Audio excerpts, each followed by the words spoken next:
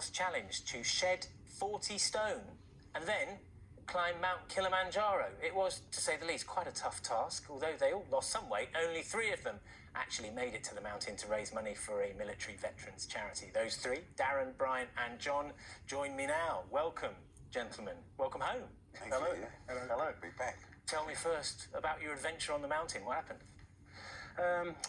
2 weeks ago, on October the 3rd, 7 o'clock in the morning, we managed to summit the highest peak, Uhuru Peak of Kilimanjaro, after a year of hard work, sacrifice and training. The hardest thing personally I've ever done. I think anyone will say the same, but an absolutely exhilarating moment. Spectacular place, Darren, isn't it? It's unbelievable up there. Getting to the top as well was, to say a struggle is an understatement. They say you run on vapour. Where the vapour had gone 2 hours from the top, we literally dragged our knuckles up right to the top. We were stumbling as if we felt drunk. There's no air up there. Because it's so high up, yeah. Spin for a breath.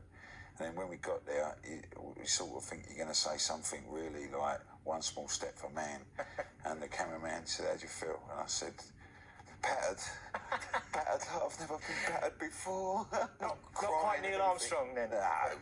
Brian, you couldn't quite make the summit. Tell me what happened. I got about 3 hours, 3.5 hours into the climb, maybe 300-400 metres away from the top. And I remember sitting down and the team leader come over and she said, "You all right?" I said, "Yeah." So I'm just going to sit here and wait till the sun comes up and warms me up. She said, "No, you're finished." I was just exhausted. I was like a drunk man. Yeah. It's one of the toughest things. It's the toughest thing I've ever done physically. Well, you've got to be careful, haven't you? I mean, they evacuate hundreds and hundreds of people. Yeah, I got taken down by a Maasai warrior, and he said, "Brian, your life is more important," you know. And I was just. Well, we're very glad to you made it back. Tell me about the weight loss challenge, because you are literally half the man you used to be.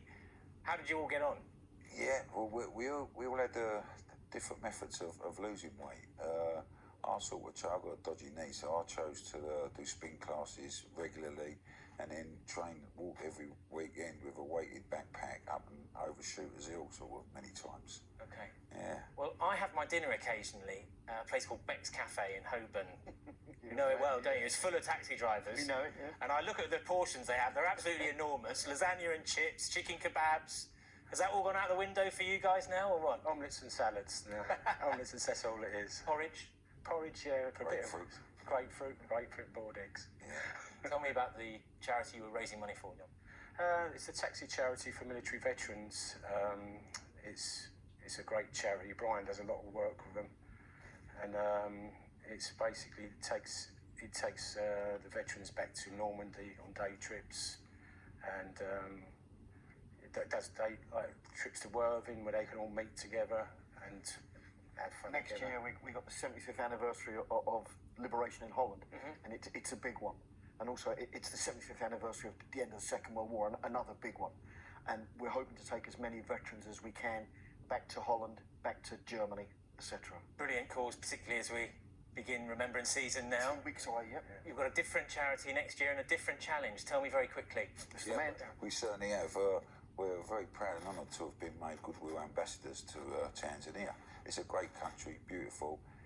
They've got a bit of a twist on the next year's one. We're going to do back-to-back mountains. We're going to climb Mount Meru, 15,000 foot straight down, the foot of Kilimanjaro, meet up with a whole team of other cabbies straight to the top, get as many London taxi drivers to the summit of Kilimanjaro as we can. Goodness me, there'll be nothing left of you. Great to see you, gentlemen. Thanks ever so much for coming in. Thank you. Thank you. And just before we go, to remind you that the clock's